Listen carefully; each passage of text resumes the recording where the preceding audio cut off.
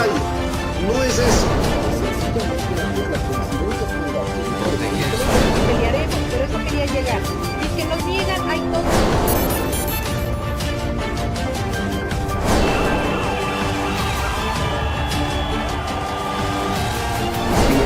Que te va a hacer respetar.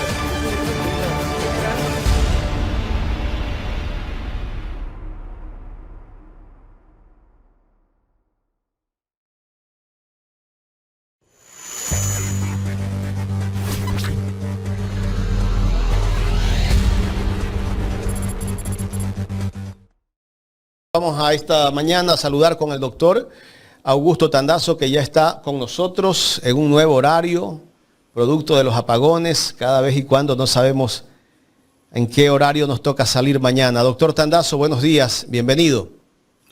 Buenos días, Carlita, buenos días, Jaime. Gracias por la invitación y estamos aquí para atender las preguntas y exponer nuestros puntos de vista sobre lo que está pasando en el Ecuador. Gracias, doctor. Todavía nos toca seguir analizando el tema de los resultados del día domingo, del referéndum y la consulta popular. El domingo algo analizamos, pero yo creo que hay que seguir analizando este tema, doctor. El gobierno se siente triunfador, dice que ha ganado 9-2. ¿En realidad el gobierno puede festejar esas 9 preguntas donde le dieron el sí? A ver, aquí había 2 preguntas que eran claves para la oligarquía nacional y para las transnacionales. Así de frente. El trabajo por horas y a plazo fijo. Escúchenme. 2 cosas, porque en la misma pregunta eran 2. Contrato a plazo fijo y por horas. Porque lo vamos a analizar. No me voy a adelantar. Y el tema del arbitraje internacional, con el cual hay mucho que decir y lo vamos a decir. Pero quiero decir algo de hoy en la mañana, María Paula Romo.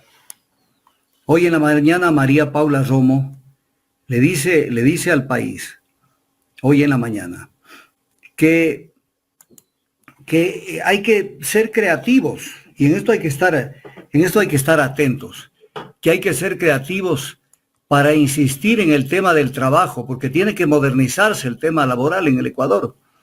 Tiene que modernizarse y por eso plantea algo hoy en la mañana, ustedes lo pueden ver. El tema dice, por ejemplo, podemos insistir en algún otro tipo se refiere a otro tipo de enmienda, otro tipo de cosas, para introducir el tema del contrato a plazo fijo. Entonces, mire usted, la pregunta 4, no solamente se refirió al contrato por horas, voy a leer la pregunta. ¿Está usted de acuerdo con enmendar la Constitución y reformar el Código del Trabajo para el contrato de trabajo a plazo fijo y por horas? O sea, ya metieron, ¿qué quieren? Como en la extradición, quieren ir nuevamente por el tema disfrazado de que ahora lo presentan de otra manera. Eso no puede ser. Entonces, esto es importante que lo veamos, porque van a venir, porque lo que primero que tengo que decirle al pueblo ecuatoriano es lo siguiente. Pueblito ecuatoriano, no te voy a decir pueblo, porque no has madurado. Pueblito ecuatoriano, todavía te sorprenden con chinescos, con cositas que brillan, con vainas, y te invitan y votas. Entonces mañana no estamos exentos, escuchen bien lo que les digo. No estamos exentos en este Ecuador que no es país. Alguna vez se dijo que es Absurdistán.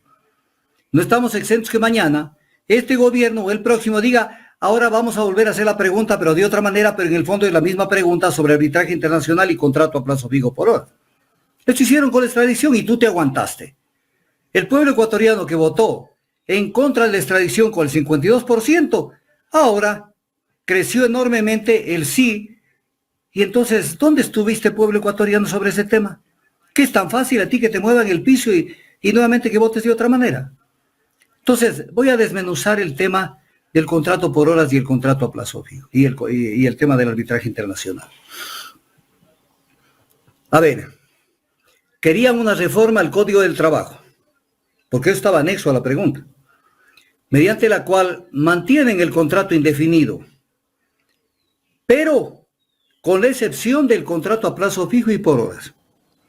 Entonces, claro, estabilidad laboral que es clave para el ecuatoriano, estabilidad laboral y que no pueda ser despedido así nomás, y aparte de bajarle el pago por horas, eso era lo que querían. Y entonces por eso hacían una excepción, el artículo 14, el nuevo artículo 14 que iba a ser aprobado del Código del Trabajo, decía eso, se exceptúa el contrato a plazo fijo y por horas. O sea, ya no tenías estabilidad. ¿Con eso qué lograbas? Que los empresarios,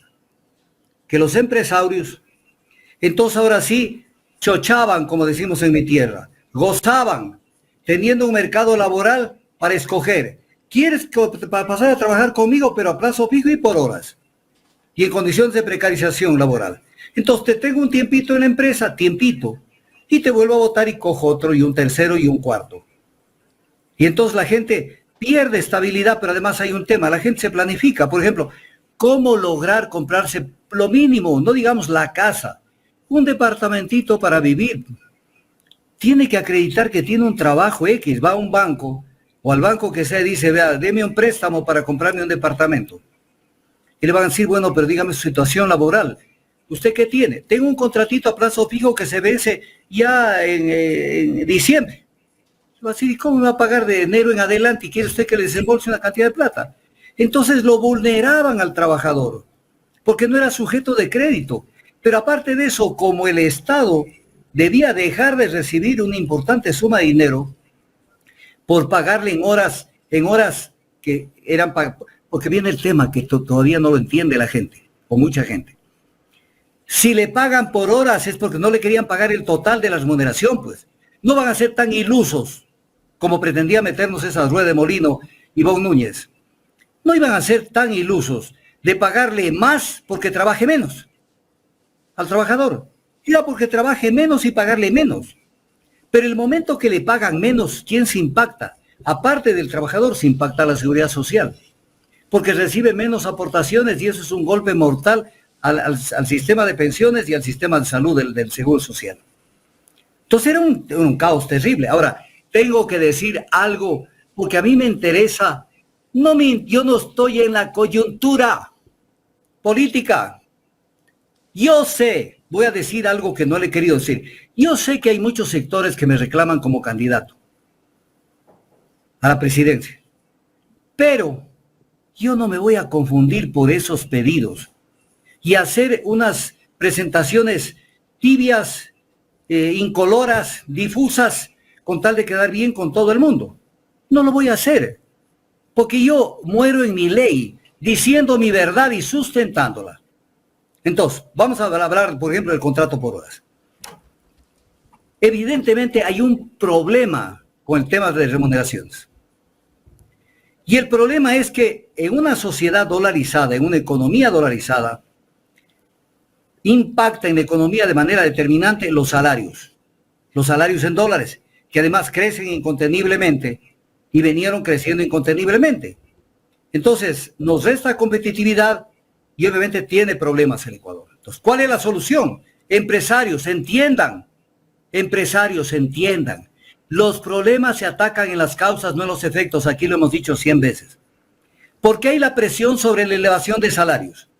Porque no alcanza el salario, no alcanza para que esté acorde con la canasta básica. Es todo. ¿Pero por qué no alcanza? Porque el salario incide en la canasta básica. Y entonces suben los salarios y la canasta básica se dispara. Lo interesante de un salario es la capacidad adquisitiva. Puede usted ganar $10 como $1.000.000. Lo interesante es qué le alcanza con esa plata. Eso es lo importante. Entonces, ¿cómo se logra frenar la canasta básica para que el salario logre tocar y acceder a la canasta básica? Con control de precios, que no hay en el Ecuador. Y Si que, no hay que en control este momento están disparados con el 15%, doctor. Pero desde luego no hay control de precios. Por ejemplo, se eleva, en el pasado, no me refiero ahora, se eleva la gasolina cuyo impacto es del 1% o 2% en la producción de un bien.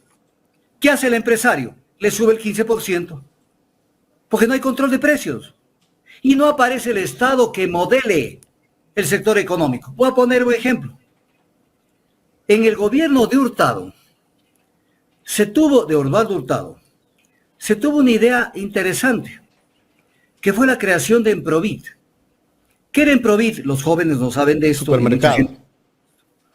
La empresa de productos vitales del Estado, en donde el Estado salió a competir con el mercado privado. Y por ejemplo, en Emprovit usted compraba arroz, azúcar, avena, montonera de cosas. En Emprovit. Y entonces, si en Emprovit vendían el quintal de arroz o la garroba de arroz a menor precio, ¿a dónde iba usted? A Emprovit. Que obligaba a que el sector privado no saque las uñas. Le hago una pregunta. Digamos que el gobierno, no pues imposible este gobierno. Digamos que un gobierno X que venga, dice, esta idea magnífica de Emprovit la voy a poner. Y la gente saldría a decir, los medios de comunicación tradicionales, pero ¿cómo? Un atentado al libre mercado, a no sé qué. Pero lo hizo Osvaldo Hurtado. Y si a Osvaldo Hurtado hoy lo entrevistaríamos y le dijéramos, ¿fue bueno o malo lo que usted hizo con Emprovit? Lo ponemos en problemas.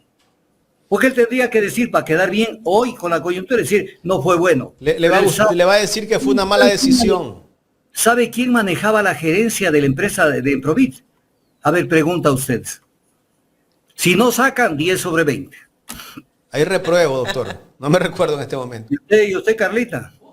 Peor, no. ¿Quién manejaba la gerencia? Condenados a mandarme a dejar a la casa una tonga y un ceviche manavita. La vamos a llevar a su casa en los próximos días. Gerente de Emprovit, Yamil Maguadbit. Y allí se hizo famoso, porque se vio un Yamil Maguadbit algo humanista, porque manejaba Emprovit. Tremenda estrategia, ¿no? Si hoy le decimos hoy al pueblo ecuatoriano, creemos que ¿por qué no creamos Emprovit? Para con la competencia en el mercado, aparte de la regulación, frenar los abusos del incremento de productos vitales. Dijeran, es una salvajada, eso es comunismo. Esto lo hizo Osvaldo Hurtado. Entonces, tema de los salarios, hay que controlarlo con competencia en el mercado y también con regulación. Ante los intendentes, yo recuerdo, porque soy mayor a ustedes, con unos pocos días nomás. No pensarán que es con muchos años. Cuidado, Carlito, usted piensa que yo soy mayor a usted con muchos años. Son unos días nomás. El tamaño de los días no le voy a decir. Antes los intendentes vivían en los mercados con una balanza, porque no habían las balanzas modernas que son digitales, con una balancita, y obligaban a poner en cartelones o en pizarras los precios, a cómo está la carne, cómo está la rosa, cómo está. Ahora le indexan todo. Les voy a poner un ejemplo que lo puse en un medio de comunicación. Ayer tenía que comprar una malla chiquita para hacer una puertita, una malla.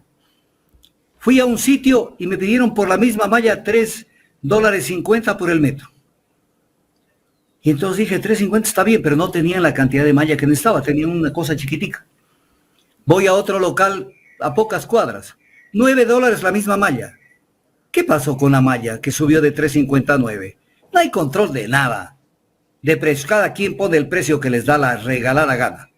Entonces, tema del trabajo por horas, salgámonos rápido del tema porque el tiempo nos come por los apagones. Doctor, Bien, el tema de un ejemplo también en este momento son la venta de generadores eléctricos. Han subido casi que el doble. Un 50%. Pero claro, ¿quién no va a comprar generadores eléctricos? Pero aquí viene un tema. La crisis eléctrica es una cachetada, entre otras, ¿no? Claro, el impacto a la ciudadanía, el problema, es una cachetada a los ignorantes que se han sentado durante muchos años en los medios de comunicación a decir que el petróleo es la asquerosidad más grande del mundo. ¿Sabe qué nombre le pusieron al petróleo? El excremento del diablo. Pero ahora dependemos del excremento del diablo, porque si no hubiera el excremento del diablo no habría algo de generación eléctrica en el Ecuador. Ya no tendríamos 8 horas de racionamiento, tendríamos mucho más. Entonces, ese es el petróleo. Y entonces se fue la generación eléctrica, hidroeléctrica, y reventamos. Y las soluciones que tenemos, que las vamos a hablar las barcazas, los famosos business de las barcazas, que se ve en el horizonte, es en base a hidrocarburos. Las barcazas producen electricidad en base a derivados del petróleo. Claro. Entonces, se está incrementando de una manera alarmante la contaminación ambiental. ¿Dónde están los Estados Unidos? ¿Dónde están? ¿Dónde están que no se ven? A eso es lo del MLE. ¿Dónde están los Estados Unidos? ¿Dónde está Alberto Acosta Espinosa? ¿Dónde están los que han estado sentados en esa mesa, obviamente en digital con ustedes? Que tenemos que ir a la era postpetrolera. ¿Cuál era postpetrolera? Te dicen, carajo. Una sociedad, mire lo que acabó de pasar con la energía. Una sociedad no puede vivir sin energía. No puede, imposible. Es el desarrollo de la humanidad. Así es. Entonces, medio se mueven las cosas en el sector eléctrico, rompemos como economía. ¿Y qué vendrá con la crisis de los combustibles luego cuando comiencen a escasear? Ojalá esta grabación aguarden para después de 15 años, 10 años, cuando se pongan a llorar por no tener petróleo. Pero sin embargo el Ecuador está feliz de dejar el petróleo bajo tierra, cuando es un recurso estratégico para la seguridad energética y estratégico para la seguridad económica. Ya lo vamos a ver llorando en los próximos horas o días al gobierno diciendo, se ha incrementado la importación de diésel de manera alarmante. ¿Y ahora qué hacemos con el precio? Primero necesitan dinero para comprar y segundo subir los precios del diésel. Ahí nos meten la mano al bolsillo. Claro, pero mientras tanto la gente no se da cuenta lo que es un sistema de seguridad energética global en lo eléctrico y en los hidrocarburos. Les quiero decir para terminar este tema, el 15 al 18% del balance energético en materia de energía secundaria, estoy hablando con propiedad, no es energía primaria es más grave, depende de la electricidad. Más del 80% depende de los combustibles. No tenemos la nueva refinería y no se hizo el upgrade de las refinerías existentes. O sea, este es un país que camina por el filo de la cornisa. Pero no importa, pues. O sea que la crisis es mucho más grave de lo que nos pueden exponer, doctor. O sea, no vamos a tener cómo generar absolutamente nada. Pero vinimos del cuento. Pero volvamos al tema. Si tienen alguna pregunta, encantado. Esta planificación que está haciendo el gobierno en función de la compra de las barcazas, ¿es la forma inmediata de solucionar este problema o hay otra alternativa? Porque como usted lo decía y se lo ha dicho en este espacio, es un negociado, ¿no? Y sabemos el impacto, y usted lo acaba de explicar, el impacto ambiental que trae esto. ¿Pero hay alguna otra forma de salir de esta crisis en estos momentos o no? No hay. Pero tenemos que decir algo. Alfredo Pareja Díez Canseco, historiador insigne del Ecuador, canciller de Jaime Roldós, una persona de talla superior, dijo algo. Crean dificultades, o sea, problemas para vender soluciones.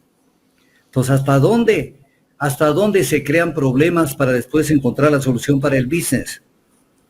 Por ejemplo, no tenemos la refinería del Aromo, porque había que continuar con el proyecto independientemente de que digan que estuvo mal o bien tal o cual cosa. Había que continuar con el proyecto. ¿Quiénes son los grandes beneficiarios? Los que están mamando de la importación de combustibles. Entonces aquí se creó el problema eléctrico, se vienen las barcazas, y cómo no, pues los socialcristianos son los que más defienden las barcazas. Entonces ese es el problema. O sea, las soluciones son perjudiciales a la economía ecuatoriana y perjudiciales al ambiente también, al medio ambiente. Entonces, por ahí van a caminar. Pero además, ya que estamos entrando sobre este tema, les voy a matizar con dos considerandos del decreto 229, del 19 de abril que firmó el presidente Daniel Noboa. Con este decreto se declara en estado de emergencia, por grave conmoción interna y calamidad pública causada por la emergencia del sector eléctrico a todo el país. Les voy a leer dos considerandos de este decreto. Dos considerandos. Verán que quien firma esto es Daniel Noboa. Que Daniel Noboa no sabe qué firma. Porque si supiera qué firma, lo destituye a su secretario jurídico. Lo destituye. Porque le hace ante el pueblo, lo presenta de cuerpo entero, que el culpable es él de la crisis eléctrica. Verá lo que pone. Que el artículo 300, y lo que dice es cierto además, pero se ve de cuerpo entero que él es el culpable. En el decreto 229 del 19 de abril dice que el artículo 314 de la Constitución de la República establece la responsabilidad del Estado en la provisión del servicio público de energía eléctrica. Entonces, si no tenemos luz eléctrica, ¿quién es el responsable? El Estado. Ya, ahora sí, el siguiente considerando del decreto firmado por Noboa, que el artículo 7 de la Ley Orgánica del Servicio Público de Energía Eléctrica establece, dice Noboa, que constituye deber y responsabilidad privativa del Estado, a través del gobierno central, es él, satisfacer la necesidad del servicio público de energía eléctrica y el alumbrado público general del país. O sea, él solito dice, yo soy el responsable del desmadre eléctrico. En su propio decreto se pone la soga al cuello y solamente dice, jalen la soga. Nada más. Pero además un hombre que no conoce, verá, ¿qué es el transporte? El transporte es un medio en donde usted, por ejemplo, quiere transportar, por ejemplo, cemento. Usted tiene ahí el camión. Entonces el camión está allí, nada más préndalo, sube el cemento y lo va a dejar. Pero si no hay cemento, ¿cuál es el problema? Entonces viene el problema, el camión está allí, pero no hay cemento. El transporte viene a ser la transmisión eléctrica, porque ahí se transmite la electricidad por el sistema de líneas de transmisión. Pero si no hay generación eléctrica que transmitir, está el sistema de transmisión, pero no puede transmitir nada porque ha fallado la oferta de energía eléctrica. Y Noboa se dio el lujo en el debate primera vuelta de decir el problema eléctrico en el Ecuador no es la generación sino la transmisión. Eso es una ignorancia al más alto nivel. Y esto el pueblo no lo ve. Y votaste a favor de Noboa, siendo que estaba demostrando que era una persona absolutamente ignorante en muchas materias. Entonces tú ecuatoriano, tú pueblo ecuatoriano eres culpable de muchas de las cosas que pasan aquí.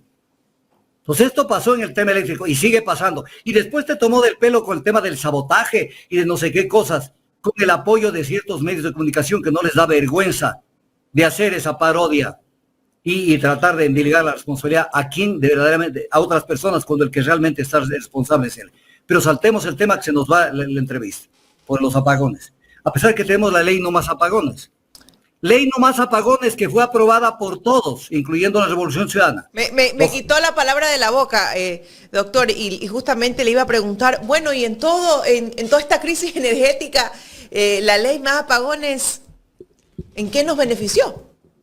A ver, nos iba a perjudicar más todavía. ¿En qué consiste la ley no más apagones? Consiste en que más o menos esto le cuentan al país.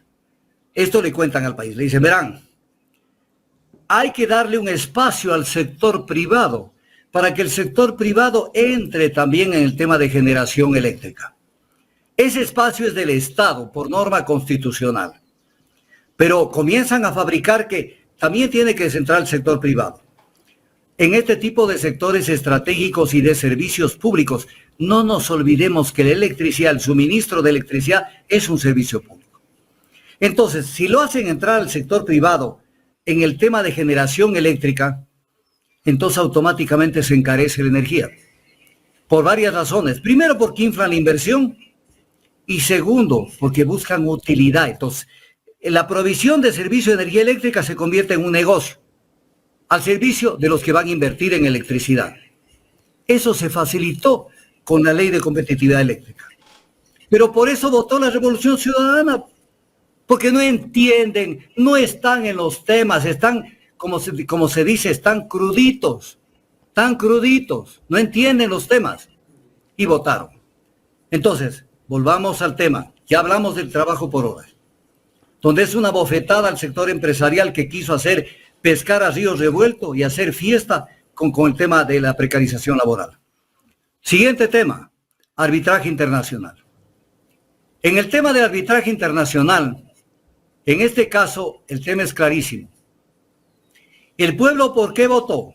Esto era de beneficio absoluto y total para las transnacionales. Absoluto y total para las transnacionales. ¿Qué votó? Porque ecuatorianos, es como cuando nos ha pasado en el fútbol especialmente internacional.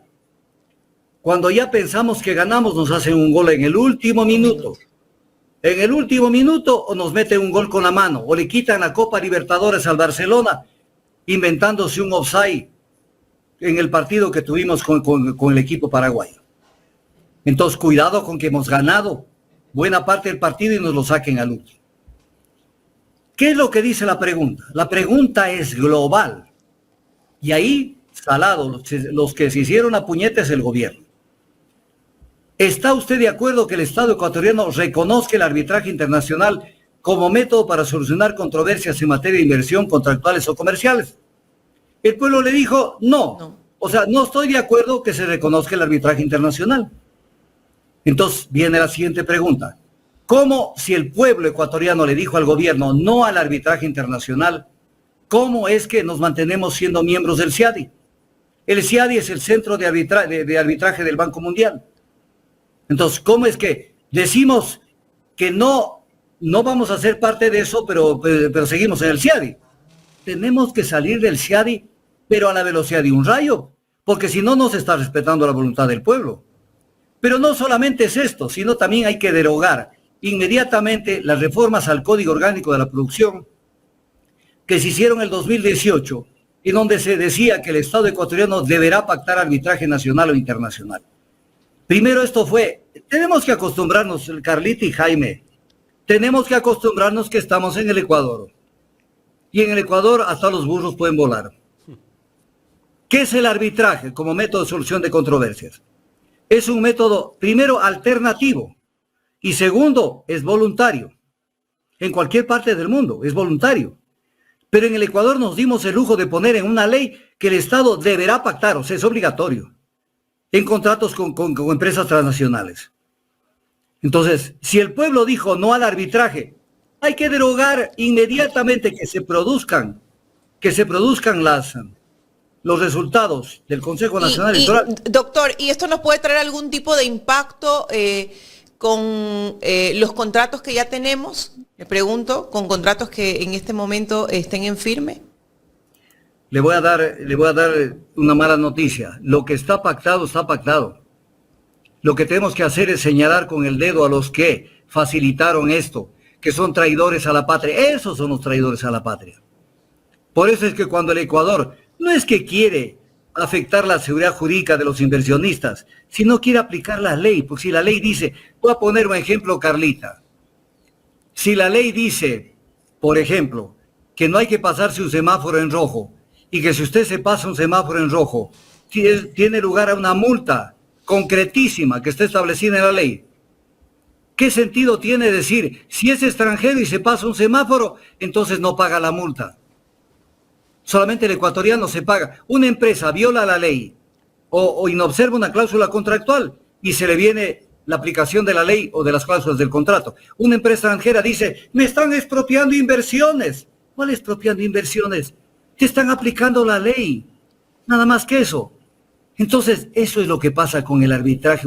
Los arbitrajes, pero ya lo dije en una entrevista de acá de la semana pasada. El mundo y Estados Unidos está yendo en este momento en contra del arbitraje. Y por eso la carta de los 300 profesores de las mejores universidades de Estados Unidos, encabezadas por Stiglitz, le pusieron la carta al presidente Biden, diciéndole que ya no va más, que no puede ir más esto del arbitraje. Y piden que se deje sin efecto lo que se llama el ISDS, el Investor State Dispute Settlement. Entonces, el mundo se va dando cuenta. Stiglitz, en lo que él dice que con el sistema de arbitraje no se ha logrado la prosperidad económica prometida a los países en desarrollo y que más bien se les ha obligado a recurrir, estoy leyendo textual, a recurrir a costosos litigios que han enriquecido injustamente las arcas corporativas de las transnacionales a expensas del bienestar de los países. O sea, el mundo está saliéndose de esta barbaridad que es el arbitraje internacional. Pero acá no, aquí estábamos yendo más bien a ponerlo, a escribirlo en piedra. Entonces, esto hay que tomar en cuenta, pero el tema no queda ahí solamente. Hay que votar abajo el artículo 16 del Código Orgánico de la Producción.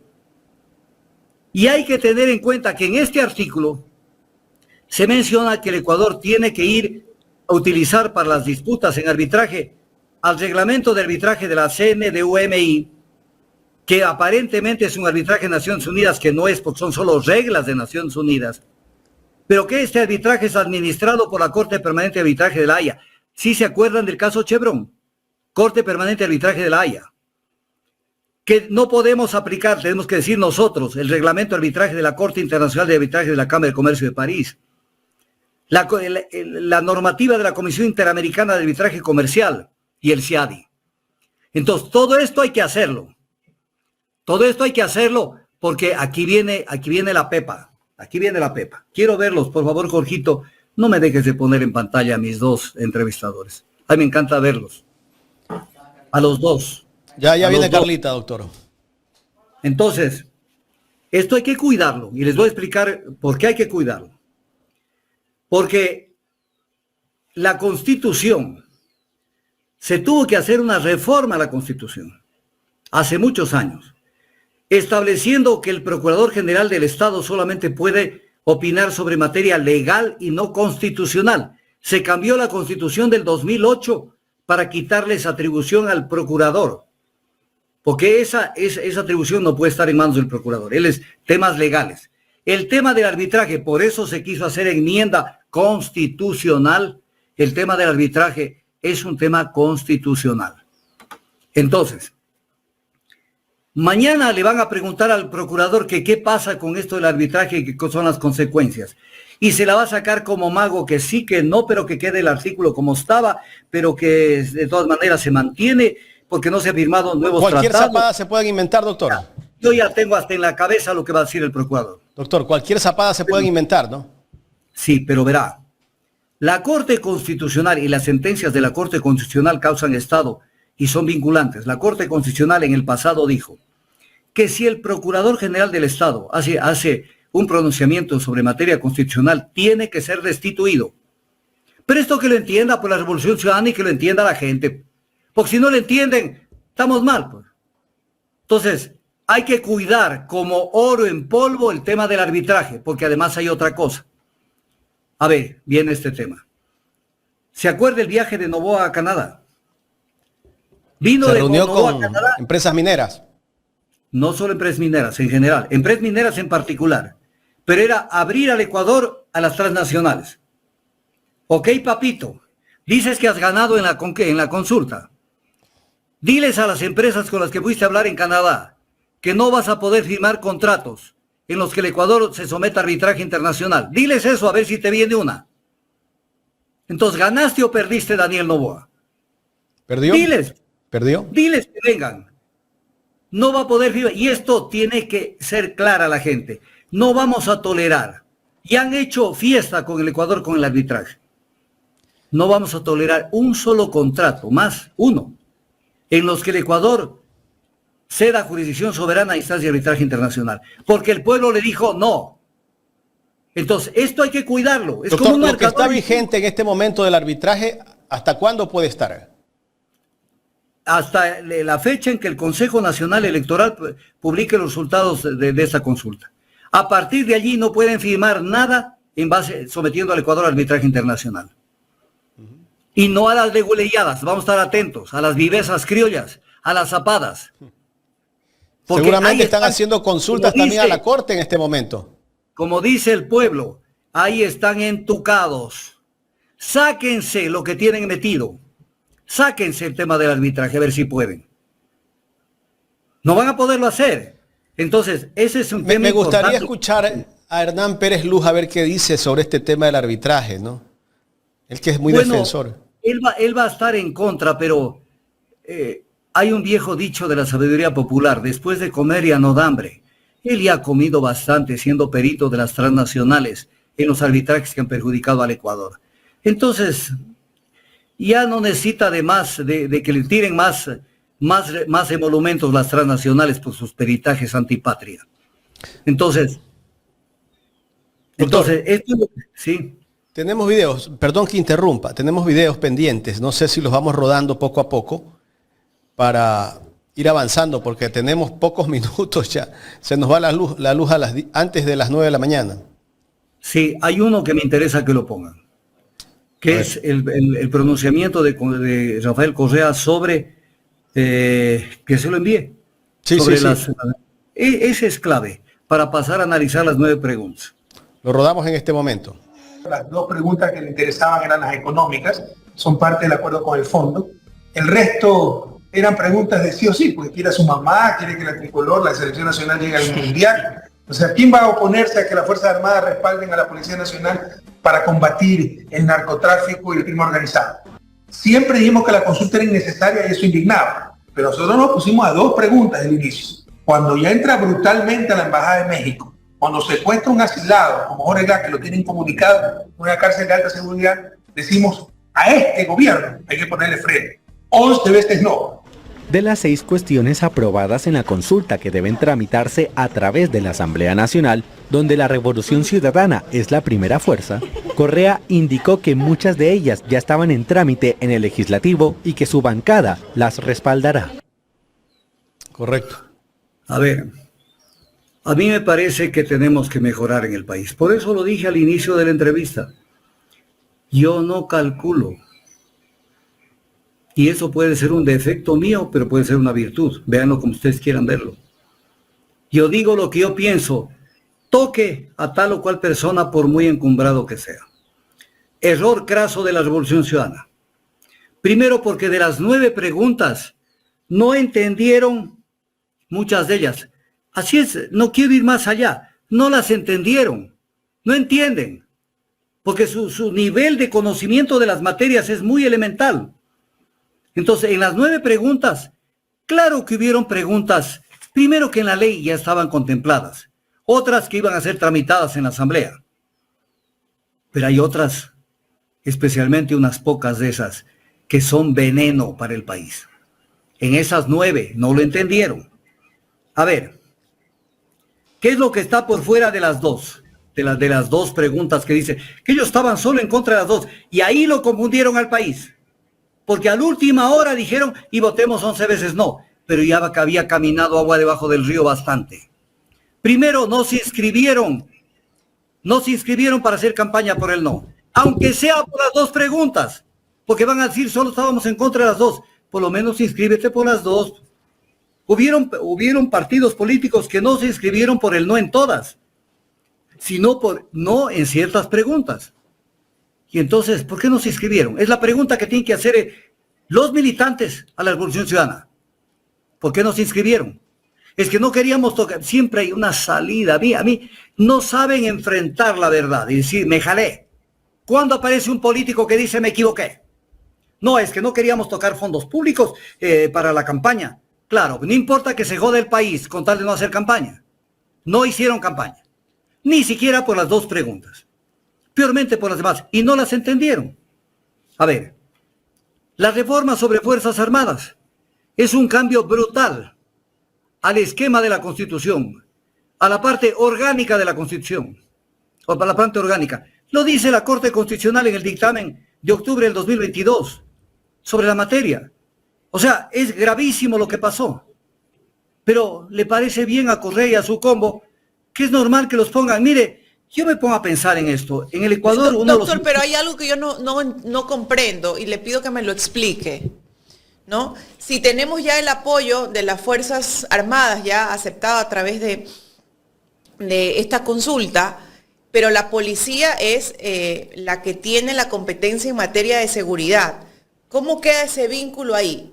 ¿Quién queda arriba, quién queda abajo, quién toma las órdenes, quién no? Simplemente los militares son apoyo, se someten a la decisión que tome la policía. ¿Me puede explicar, por favor, bien ese tema? O sea, ¿cómo queda eso?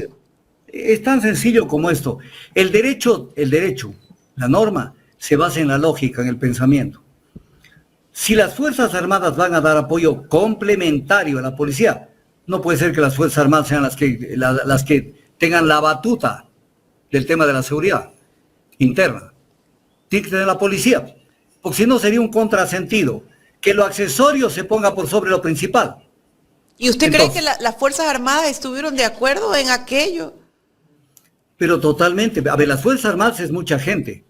La cúpula de las Fuerzas Armadas totalmente de acuerdo. Mire usted lo que hicieron, yo lo publiqué en Twitter. Si Jorge pudiera rescatar del Twitter mío, votaron igualitos así. Sí, la policía y los jefes de comando. Correcto. Haciendo campaña subliminal en favor de la consulta, lo cual es prohibido por la ley. Y votaron. Pero yo ponía lo siguiente en un Twitter, que también está en un Twitter. Decía, era un dedicatorio a las madres y padres de familia. Y decía, si tu hijo o hija te manifiesta que quisiera entrar a la institución militar, hazle ver que ya las Fuerzas Armadas, después de esta consulta, son una fuerza complementaria de la Policía Nacional. Y mejor recomiéndale que por qué mejor no entre a la policía, porque es mejor ser jefe que subalterno. Entonces mejor pásate, ahí está. Es mejor ser jefe, el tiempo llegarán a ser jefes y no subalternos. Ahí lo dejo para que lo vean un poquito. Lo leemos, doctor. Léalo. Si su hija o hijo les conversan que quisieran ingresar a la carrera militar, aclárenles que las Fuerzas Armadas serán para largo tiempo una fuerza de apoyo complementario de la Policía Nacional y sería mejor que opten por la carrera policial. Con eso, con el tiempo llegarán a ser jefes y no subalternos. Pero yo Ok. no creo que las Fuerzas Armadas quieran ser subalternos de la policía. Yo creería que en algún momento ver, se pueden querer Oiga, revelar. y A los, ver, y los no, eso oficiales te- de las Fuerzas yo- Armadas no tuvieron un pronunciamiento por esto, ¿no? A ver, Carlita, lo que usted dijo es cierto lo segundo, pero lo primero no. O sea, aceptaron o no sabían lo que se les venía. O sea, Por eso es que- sí, aceptaron y usted nos acaba de aclarar lo dicho, ¿no?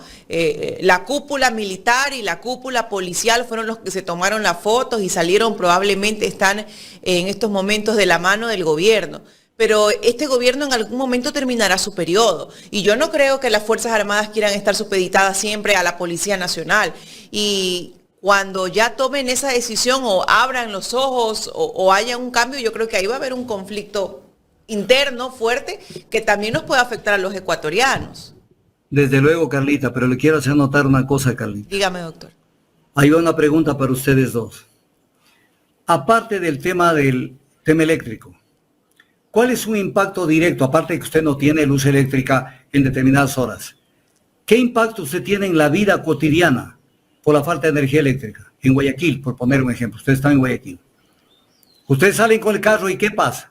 Si no tengo seguridad, pues tampoco si no hay, No, si no hay mamita. energía eléctrica. Piensa en la energía. ¿Qué impacto tiene la energía en la circulación de vehículos? El combustible. Los semáforos, papitos, por Dios. Pidan pista para aterrizar. O en Guayaquil, en donde hay semáforos hay policías. No. Aquí en Quito es un caos. Bueno, Es un caos. acá en Guayaquil también, Acá también, es doctor. sectorizado. Cuando se va la luz, por decirle, yo venía a las sectorizado. 6 de la mañana acá a los estudios, sectores donde no había luz, avenidas principales, los vehículos que querían pasar a la avenida pasar la avenida principal era un caos esos vehículos, Ya, porque ahí ya vienen había hasta los luz. accidentes de tránsito. Ya, entonces todo el mundo a la brava comienza a manejar porque tiene que llegar. No hay semáforos y no hay la suficiente cantidad de policías para orientar el tránsito. Eso nos está pasando aquí en Quito. O sea, tendrán que poner a un militar de vigilante de tránsito también. Mi querido Jaime, ¿por qué la policía no pide también que en apoyo complementario a la policía de tránsito salgan los militares a cuidar el tránsito de las calles? Y si mañana hay una epidemia de bomberos, que pasen a ser bomberos también. Claro. Si ahora las Fuerzas Armadas son lo que quieran que sean, porque esa cúpula va a pasar a la historia, la cúpula de las Fuerzas Armadas. Yo conozco la historia de este país, hasta se han dado bala en el Ecuador cuando han habido roces. Yo he vivido eso. Y algún rato que estemos vis a vis les de contar anécdotas. Significa Eso no puede- significa que eso va a pasar en algún momento. No, eso ya pasó en el pasado. O sea, yo alguna vez participé de una reunión entre el comandante general del ejército y el comandante general de policía, porque se estaban yendo a dar bala y pasé los de a buenas. O sea, y ahora las Fuerzas Armadas son subalternas a la policía en la práctica. Gracias al actual mando. Entonces, por eso decía, no te metas a la carrera militar, métete a la carrera policial. Vas a tener a los milicos a tu orden. Claro, y se te cuadran. Entonces, esto no es así nomás, es desarmar la estructura de cómo está concebido el Estado. Y le parece a Rafael Correa que da lo mismo Chana que Juana con las 9 preguntas. Siguiente, extradición. Extradición, papito Correa, no has entendido nada. Porque no has leído. Como estás cocinando en Bélgica, no has leído. Estás dedicado a las parrillas y esas cosas, no estás leyendo. Entonces, veamos lo que dice la reforma al artículo 79 de la Constitución. Dice, aquí le metieron la mano. Pero lo que pasa es que hay que darse tiempo para leer, para entender. Si no se dan tiempo para leer y solamente viven de eslogan, estamos jodidos. Verá, en la pregunta ya está la trampa. ¿Está usted de acuerdo con permitir la extradición de ecuatorianos con las condiciones, requisitos, restricciones e impedimentos? ¿De qué? Establecidos en la Constitución, una. Los instrumentos internacionales y en la ley. ¿Por qué la metieron a la ley? Porque en la ley van a manipular cómo se va a ejecutar la extradición. En la ley. Y la ley la aprueban las asambleas. Y es suficiente que tengan la mayoría de votos en una asamblea y un presidente dispuesto a hacer lo que les dé la gana. Y entonces, en base a eso, van a hacer lo que quieran con eso. Van a hacer lo que quieran con este tema. Y eso ya puede entrar en vigencia, doctor, porque ya tenemos a los medios de comunicación poco más y promocionando que Colón Pico va a ser el primer extraditado. No puede ser extraditado, ya lo voy a Doctor, explicar. hay gente también que está diciendo que puede ser también un efecto boomerang para muchos del gobierno. El caso de México, que seguramente va a pedir la extradición de la ministra de gobierno. Esto ya lo vamos a ver, pero miremos el cambio que hay en la Constitución. El artículo 79 de la Constitución ya cambió. Ya cambió. El actual artículo 79 dice otra cosa. Mire lo que dice. La extradición se solicitará de acuerdo con las condiciones, requisitos, restricciones e impedimentos establecidos en esta Constitución, los instrumentos internacionales de los que es parte del Ecuador, y en lo no regulado, en aquellos por la ley. Entonces la extradición la van a manosear con leyes. Con leyes. ¿Están seguros de que van a tener siempre una mayoría y siempre un ejecutivo que va a cuidar que no se extralimite el tema de la extradición? No. Entonces ya dieron papaya, pues. Y luego dice, la extradición se concederá por los jueces establecidos en la ley a solicitud de autoridad competente. Y viene lo siguiente. Escuchen, revolucionarios, por delitos tipificados como tales por la legislación ecuatoriana, con la condición de no aplicarse la pena de muerte y otras inhumanas, crueles o degradantes. Y luego dice, entonces primero, vamos concluyendo. Se aplicará la extradición por delitos tipificados como tales en la legislación. Pero la legislación se va a mover.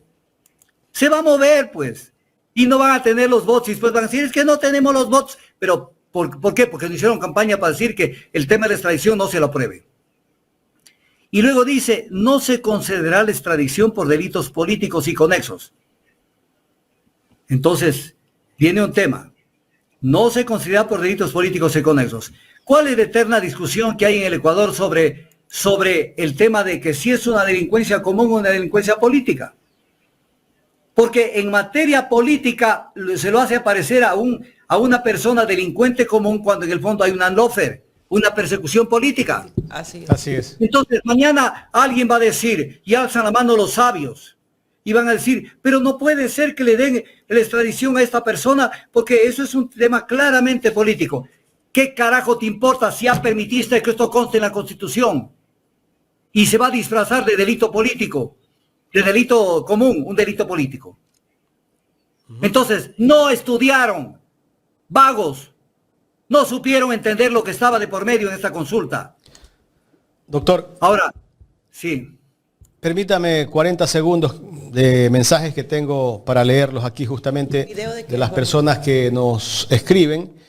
Patricio González, que hace un superchat, dice, saludos Carlita, Jaime y audiencia, excelente el análisis del doctor Tandazo. Parece que los apagones van para largo. Polit cantó y va a ser sentenciado. Las barcazas ya están listas para salvar a los PSC. Gracias, Patricio, por el aporte. Efraín Tarco también nos hace un aporte. Gracias, Efraín. Bastidas Legal dice, saludos desde Chicago al doctor Tandazo. Nos gustaría postularlo como presidenciable conjuntamente con Luisa González. Estados Unidos, dice, los migrantes de Estados Unidos lo apoyamos. Por acá hay otro mensaje que dice, Roto Bisguru, Canal Alterno, dice, aportación para el generador eléctrico. Saludos desde Guanajuato, México. Siempre es un gusto escuchar al doctor Tandazo. Hay otro mensaje desde Taiwán, ¿no? Jorge López. Buenos días a todos. Una contribución para el generador eléctrico con sobreprecio. Somos afortunados de que el doctor Augusto Tandazo comparta su conocimiento. Ojalá algún día se pueda reunir todo el equipo de Ecuador en directo con La Gauchita, dice, con la gente de La Gauchita. Gracias. No sé si tenemos algo pendiente, Jorge, me avisa, porque estamos con el tiempo, ya nos quedan solo 25 minutos casi. Ahora sí, doctor, continuamos. Nos vamos a alcanzar. Siguiente pregunta. Ya vimos lo de la extradición, que fue una burrumbada. No pararle bola al tema de la extradición. El tiempo me dará la razón, desgraciadamente, que van a manipular el tema de la extradición. Y entonces no hicieron campaña, ¿no? Que era normal, dijo, que era las 9 podían pasar, porque es como preguntarle que si quiere a su mamá o no. Así de sencillo era el tema. Es un tema que ya lo van a ver. Ya lo van a ver lo que se va a venir con la extradición. Y que les puede repercutir en ellos mismos, doctora. Pero claro, pero después es que estarán... es peligroso eso en función de cómo están dándole tratamiento a estos casos. Ahí vemos cómo está Jorge Glass en estos momentos. ¿Ah? Claro, pero ahora vamos a lo siguiente. El tema de las judicaturas constitucionales. Había que decirle por lo menos al país lo siguiente: ¿cuántos miles de millones de dólares se necesitan para implementar esto? Aparte que fue violación constitucional, porque no se puede tocar garantías constitucionales por prohibición expresa del artículo 441 de la Constitución. Sin embargo, lo metieron. ¿Cuándo lo van a implementar? Si no tenemos plata ni siquiera para pagar nuestra membresía en la ONU. El representante del Ecuador ante la ONU está parado ahí como figura decorativa, no puede votar porque no pagamos las cuotas en la ONU. Vamos a tener para implementar esto que va a costar más de 2.000 millones. Entonces, votaste por las santas alberjas. Votaste por las santas alberjas en esta pregunta. Porque te lo pidieron y crees que con esto acabamos la inseguridad. ¿Qué otro tema? Control de armas, tenencia y porte de armas. Que las armas y municiones vayan a las Fuerzas Armadas. Estas eran preguntas baladíes, las únicas preguntas baladíes. 3 de 9. 3 de 9, no las 9. Control de armas, siempre lo han hecho y lo están haciendo, y en la ley está el control de armas. La tenencia y porte de armas como delito está en la ley y en el Código Orgánico Integral Penal. Y el tema de que las armas y municiones requisadas vayan a las Fuerzas Armadas está en la ley. De tal manera que esas 3 de las 9 eran obvias, pero no las 9. No las 9. Ahora veamos qué queda. Incremento de penas para resolver el tema delincuencial. Verá, escúchenme bien esto. Si por la derecha fuera, la derecha ideológica, pensante, porque hay mucha gente que vota por la derecha y no saben siquiera por qué está votando. Si por la derecha fuera, ya hubieran puesto la pena de muerte en el Ecuador. Y ya hubieran puesto cadena perpetua, creyendo que de esa manera se resuelve el problema del delito. Entonces, lo más cercano a la pena de muerte y a la cadena perpetua es incrementar las penas. Pero la Revolución Ciudadana, como no lee, no se da cuenta que en la pregunta también le pusieron incrementar las penas de delincuencia organizada. Y si bien el delito de delincuencia organizada está dentro del capítulo del Código Orgánico Integral Penal sobre terrorismo y su financiación, en la práctica la Fiscalía ha utilizado este tipo penal con la aquiescencia y la anuencia de los jueces para perseguir temas que no tienen nada que ver con terrorismo y su financiación, sino temas de contratación, temas de cohecho, de concusión, de peculado y una cantidad de cosas. Y entonces mañana, voy a poner un ejemplo que no quisiera que pase, no lo estoy diciendo como que me gustaría. Mañana en algún tema de un contrato del alcalde Aquiles Álvarez o de la prefecta Paola Pavón o del alcalde de Quito, Pavel Muñoz, le dicen como estuvieron 2, 3 personas metidas en delincuencia organizada. Pero ya les incrementaron las penas por estos delitos. O sea, ni siquiera se dan cuenta que de pronto les cae en la misma crisma, en la misma cabeza les puede caer esto. Pero como no quisieron analizar, ¿por qué estar como preguntarle si quiere a su mamá o no quiere a su mamá? Entonces no es así, pues no se manejan así las cosas. Entonces, y además, que nada más les planteen la reforma y ellos la van a aprobar. Pues si en todas estas preguntas se dice que la Asamblea en 60 días tiene plazo para debatir y aprobar la reforma. No dice para que le pongan un texto del gobierno, el que sea, y lo firmen, sino debatir. ¿Cuál va a ser su criterio cuando llegue el debate? Denle la firma, porque tienen terror a que la gente les diga que están defendiendo a delincuentes. El tema de la delincuencia es un tema demasiado profundo como para que lo entiendan. No lo entienden. No lo entienden. Y entonces piensan como la derecha, siendo que dicen que son de izquierda. Entonces, incremento de penas. Otra, que cumpla la totalidad de la pena en el centro de rehabilitación social. Primera pregunta. ¿En el Ecuador hay centros de rehabilitación social? Quiero ver a mis entrevistados, Jorgito. Por Dios. Ahí estamos. En el centro de rehabilitación social. Debemos preguntarnos primero una cuestión. ¿La economía del Ecuador facilita que el ser humano no opte por este tipo de vías delincuenciales? No. Hay una ruptura del tejido social. Tenemos la cara con decirles, ustedes son delincuentes. Cuando la sociedad, 7 de cada 10 ecuatorianos no tienen empleo formal. Y nos ponemos el ropaje de que hay que castigar a los delincuentes y no sé qué. Hay que castigarlos, pero más que castigarlos, hay que rehabilitarlos. Y en el Ecuador no existe política de rehabilitación social. Y se viola las reglas de Naciones Unidas sobre tratamiento de reclusos. Entonces no se entiende. Por eso Dostoyevsky decía, el grado de civilización de un país se mide por el trato que da a sus reclusos. Entonces, estas dos preguntas... Doctor, perdón que interrumpa. Y en este momento, los presos no tienen ni siquiera el proveedor de alimentos que les venía entregando los alimentos porque no les han pagado un montón de meses. Imagínense la situación que está ocurriendo en las cárceles. En Cotopaxi, ayer vi un reporte de Radio Pichincha donde justamente los familiares de esas personas están pidiendo que les permitan ellos llevarle los alimentos a sus familiares. Verá, Carlita y Jaimito, entiendan esto. Una persona ingresa a un centro de rehabilitación, a una prisión, aquí, centro de rehabilitación social, no tiene nada de rehabilitación social. Ingresa a una prisión. Y entonces se hace una evaluación, se supone que se hace una evaluación, para ver cómo llega, su actitud de mejorar, de cambiar, de incluso dotarle de nuevas herramientas, aprenda un oficio, se forme, para poderlo reinsertar en la sociedad. En base en la evaluación, puede ser merecedor la persona de un régimen abierto o semiabierto. Semiabierto es cuando ha cumplido el 80% de la pena. Y abierto cuando ha cumplido el 60% de la pena, abierto y semiabierto, semiabierto 60% de la pena y 80% el régimen semiabierto de la pena.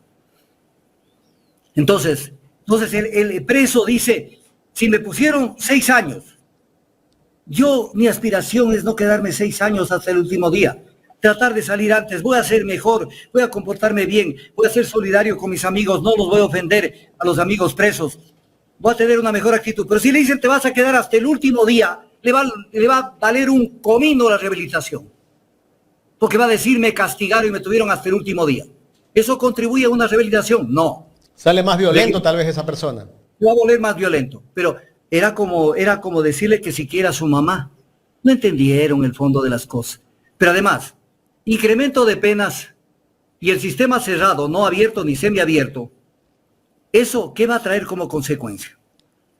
Que se incremente la población carcelaria. Entonces, aquí quiero recordarle al pueblo ecuatoriano lo que pasó en años anteriores.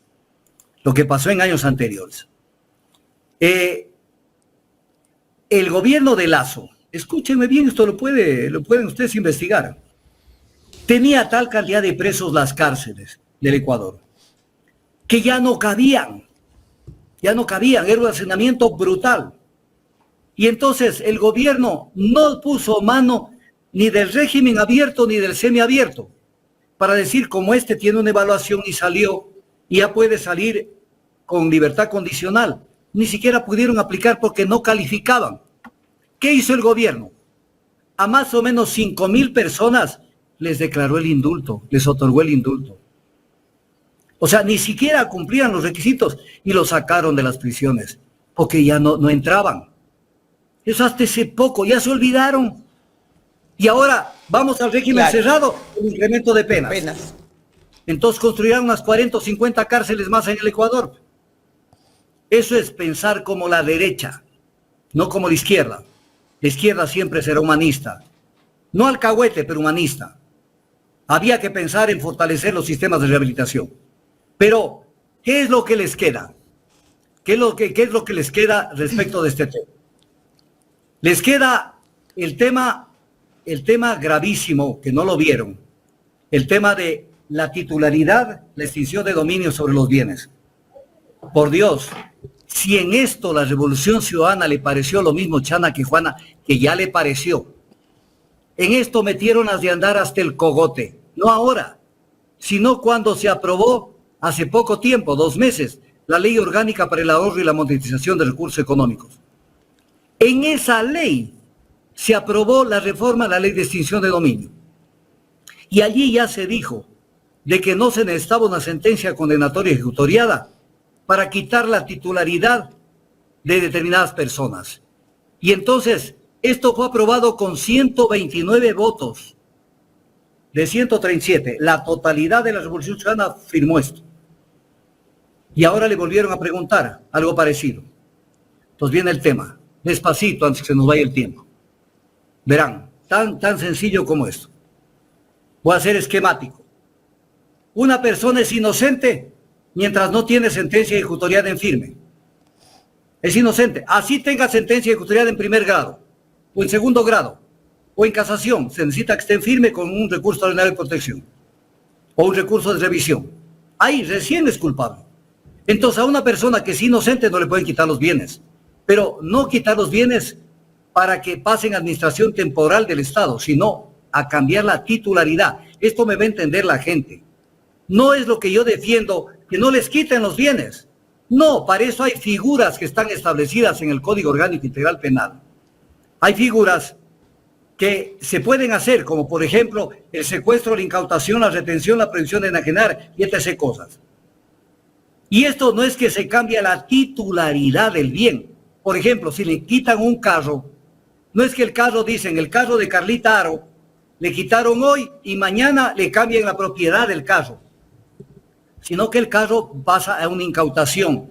Y el artículo 557 del Código Orgánico Integral Penal dice, en caso de que a la persona se le ratifique su inocencia, se le devolverá los bienes que están bajo administración temporal. ¿Y ahora qué pasa si luego se dan cuenta que soy inocente? Ya no me devuelven nada. Pero a ver, ¿en términos prácticos o en términos teóricos, Carlita? En prácticos, doctor. En términos prácticos, si le quitaron el carro y usted para tener una sentencia de inocencia pasa 3 años, le devuelven su carrito con unos 200,000 kilómetros más de recorrido. Ya, esto es lo que aprobaron con la extinción de dominio. Porque ya le quitan el carro de manera, a nivel de la titularidad del carro. No pasa a una incautación, a una retención, a un secuestro. Se hacen dueños ya. Entonces, ¿qué pasó? Doctor. Violaron principios del derecho internacional, de la Declaración Universal de los Derechos Humanos. Artículo 11. El ser humano es inocente mientras no tenga una sentencia que declare su culpabilidad. Y la Constitución no dice lo mismo. Doctor, ¿y si ese bien que pasó su titularidad al Estado luego es vendido y luego yo demuestro que soy inocente y reclamo mis bienes? ¿Cómo? ¿Qué va a pasar ahí? Le hago una pregunta, le devuelvo con otra pregunta. Si usted es juez y usted dice... No me ponga en esa si soy juez. No, pero mire lo que va a pasar. Si usted es juez y está viendo un proceso y lo va revisando y dice, ve, este juez de abajo, de la primera instancia, sentenció y realmente se le fue la mano. Este hombre es inocente o esta mujer es inocente. Pero analiza todo y dice, pero ¿qué más pasó? Ya le quitaron un bien. Y ese bien ya debe estar, pero partido en 3 pedazos. Ratifica la sentencia.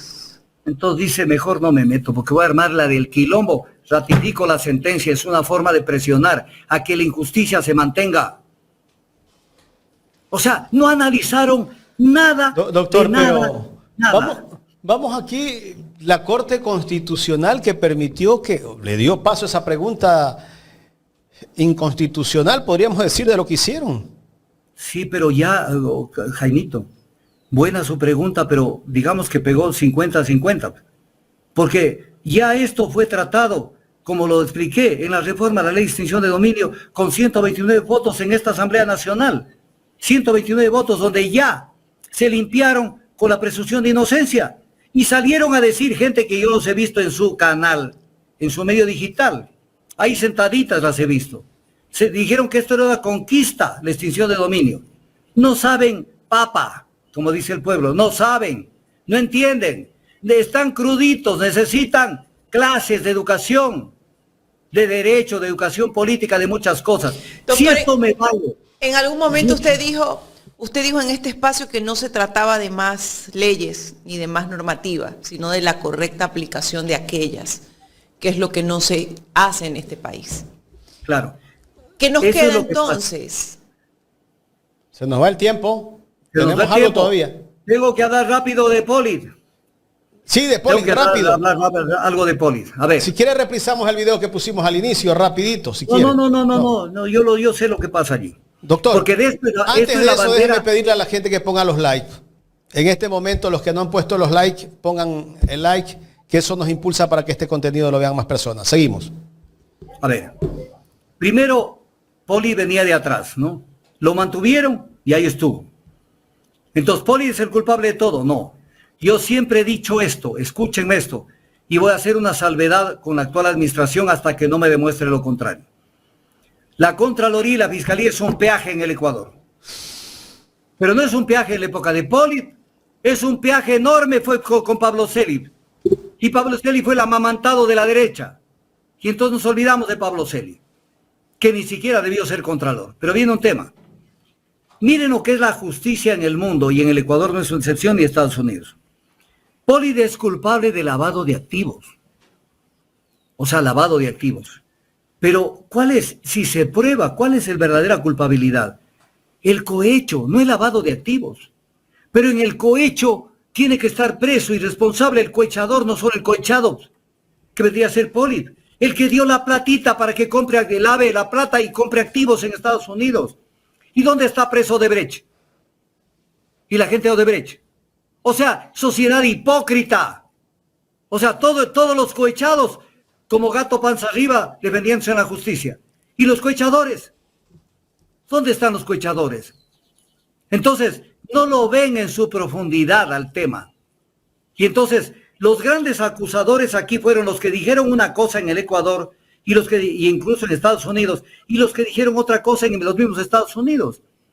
Entonces, sí, esto nos hace ver cómo se maneja la Contraloría. Por eso es que la Contraloría no se mueve como debe moverse, pero no persecutoriamente ni para garantizar una chamba, sino fundamentalmente para cumplir lo que la gente dice. Aquí tengo que decir algo. La Contraloría, por norma constitucional, le restituyeron la potestad de hacer auditoría de gestión.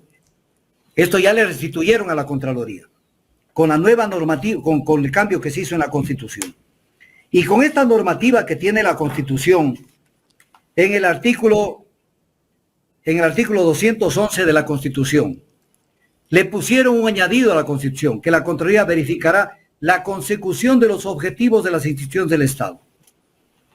Entonces pueden hacer auditoría de gestión. Señor Contralor General del Estado, le vuelvo a decir, y le voy a publicar hoy una etiqueta, para que si están haciéndose los locos, entiendan que le estamos esperando. Auditoría de gestión del sector eléctrico. No del contratito tal, no, de gestión. ¿Por qué dejaron caer el sector eléctrico? El mismo ministro Roberto Luque dice que la demanda, que el problema de la demanda es que el 25% de la demanda, que es la cuarta parte, es una brutalidad, no puede ser atendida porque no hay generación eléctrica. Entonces, señor Contralor General del Estado, tiene que usted mirar 7 años atrás y rápidamente, no para después de 4 años, decir qué pasó con el sector eléctrico, por qué lo abandonaron. Y tienen que responder por esto porque fue violación de la Constitución y de la ley.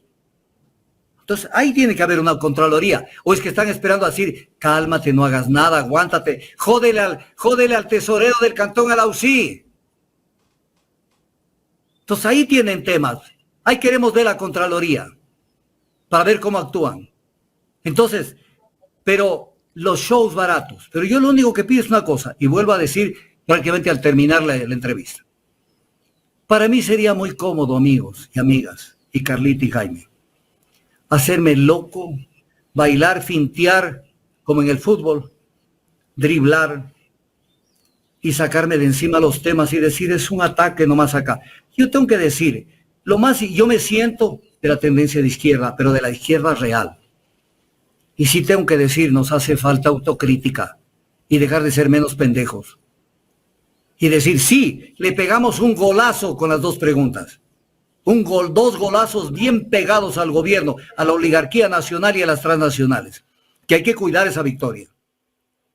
Pero en las otras 9 preguntas sacamos mala letra, especialmente en 5 de esas preguntas de las 9, porque no entendimos el tema o porque no quisimos entenderlo al tema. Entonces, sí necesitamos que se refresque un poco las líneas de la izquierda, para que entendamos que necesitamos una izquierda mucho más pensante, menos eufórica, menos emocional, y que no dejen pasar las cosas así a la berraquera. Por ejemplo, este rato todo el mundo concentrado en el juicio político de Mónica Palencia y de la canciller. ¿Cuál va a ser? Ya les puedo poner el titular después de meses que sé de esto. Ministra fue considerada, se absolvió la asamblea, porque en la Constitución de Montecristi, de forma inexplicable pusieron que para sancionar a un ministro de Estado se necesita las 2/3 partes de la votación de la asamblea. Como que fuera la autoridad, no sé qué, la non plus ultra de un ministro. Es más fácil votar un procurador general del Estado que votar un ministro de Estado. Que se necesitan 92 votos, no son 70. Artículo 131 de la Constitución. Entonces, no va a pasar. No va a pasar. Y cuando venga el juicio político será el próximo año, cuando tal vez ya no sean ministras. Pero es que el problema es que doctor, se nos agotó el tiempo, ya estamos por casi que nos 3 minutos. Mire, artículo 131 de la Constitución. Para proceder a su censura y destitución se requerirá el voto favorable de la mayoría absoluta de los miembros de la Asamblea, con excepción de las ministras o ministros de Estado, de los miembros de la Conjunción Electoral y Consejo de la Judicatura, en cuyo caso se requerirá las 2/3 partes. Sí, sí. Entonces, si están viendo que les van a votar en la cara y decir no lograron votar a las ministras, vean otra forma de censurar a la gente, porque no les van a dar los votos. La basurita en el ojo, si saben quién es la basurita en el ojo, no les va a dar los votos. Lo mismo los que ha sido mala palabra unirse con Daniel Noboa. A ellos no les importa la mala o buena palabra como Alfredo Serrano, que califica así la alianza con Noboa. No les importa a ellos, lo que les importa es el business, las barcazas. Doctor. Entonces no caigan en la trampa y no tengan miedo de decir la verdad, aunque no tengan aceptación momentánea en la gente. No, mejor no me meto porque van a decir que yo defiendo a los delincuentes. Amigos de la Revolución Ciudadana, hasta los delincuentes tienen derechos. Así es. Hasta los delincuentes tienen derechos y no lo entienden. Vea, cierro mi intervención con decir esto que lo dijo, y miren quién lo dijo. Miren quién lo dijo. Lo dijo el jefe de la Oficina de Naciones Unidas contra la Droga y el Delito, Yuri Fedotov, director ejecutivo de esta oficina, de la UNODC. Debemos recordar que las personas privadas de libertad, y verá que es el jefe de la unidad de contra la droga. Debemos recordar que las personas privadas de libertad continúan siendo parte de la sociedad y deben ser tratadas con respeto inherente a su dignidad como seres humanos. No lo entienden. Y cuando Jesús dijo, tuve hambre y me diste de comer, Jorge. tuve sed y me diste de beber, estuve enfermo y me curaste, estuve preso y me visitaste. Para la sociedad, incluyendo la Revolución Ciudadana, si estás preso, que te jodas. No tengo por qué ver tus derechos, ni siquiera visitarte. Yo lo he visitado a Jorge Glass sin ser parte de la Revolución Ciudadana en la cárcel. Yo lo he visitado en la cárcel 4. Le he visitado a Carlos Pareja Llanuselli y lo he visitado a Freddy Carreón. Entonces la gente, cuidado, me relacionen con un delincuente. Jesús dice, estuve preso y me visitaste, un valor humano. ¿Por qué despreciamos al preso? si es un mismo ser humano que cayó en desgracia y buena parte de su vida se mutiló? Perdón, que ya Entonces, se nos agota el tiempo. Ajá. Le agradecemos. Ok. La próxima semana continuamos, doctor. Un abrazo. Nos vemos. Feliz feriado eléctrico. Continúa. Gracias. El doctor Augusto Tandazo en este análisis de este día miércoles.